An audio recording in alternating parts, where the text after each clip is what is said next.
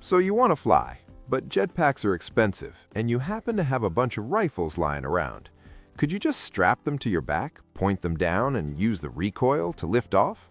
Well, let's find out what would happen if you actually tried this. First, let's talk about how this would even work. When a rifle fires, the bullet shoots forward, and Newton's third law kicks in. The gun pushes back with equal force. That's recoil. So technically, yes, if you fire enough guns downward at the same time, the recoil could push you upward. It's the same principle rockets use, just way less elegant and way more dangerous. Now let's do some math. A typical rifle, like an AK-47, has a recoil force of about 100 newtons. To lift an average person who weighs around 80 kilograms, you need to overcome gravity, which pulls down with a force of about 800 newtons. So you'd need at least 8 rifles firing continuously just to hover in place. Want to actually go up, you'll need more. Let's say 12 rifles to be safe. But here's the first problem. Rifles don't fire continuously, they shoot one bullet at a time. An AK-47 fires about 600 rounds per minute, which sounds like a lot, but it's only 10 bullets per second. That means you're getting these little pulses of thrust instead of smooth, steady lift. You'd be bouncing up and down violently like you're riding an invisible jackhammer in the sky. Not exactly a comfortable flight. And then there's the noise. One rifle is already painfully loud at around 150 decibels. 12 rifles firing at once? You're looking at instant, permanent hearing damage.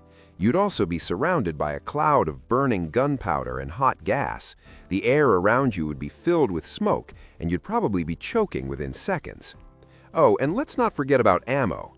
Each AK-47 holds 30 rounds in a standard magazine.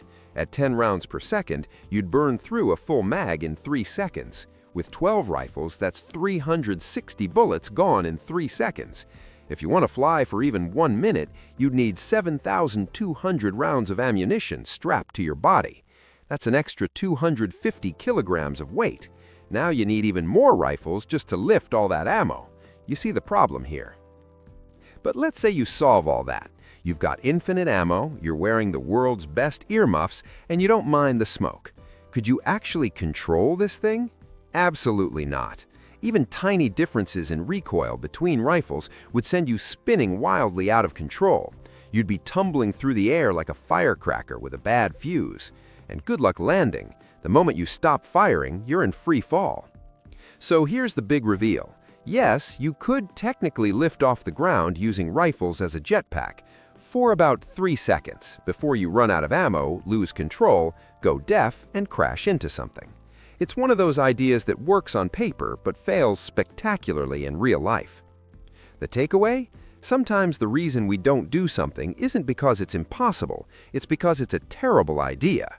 Rockets use controlled, efficient combustion for a reason. Rifles are designed to shoot things, not to fly. If you really want to soar through the sky, save up for an actual jetpack or just stick to airplanes. Thanks for watching. If you enjoyed this absurd experiment in physics, hit that like button and drop a comment with your own wild what-if question. And subscribe so you don't miss the next time we test the limits of science and common sense. See you next time!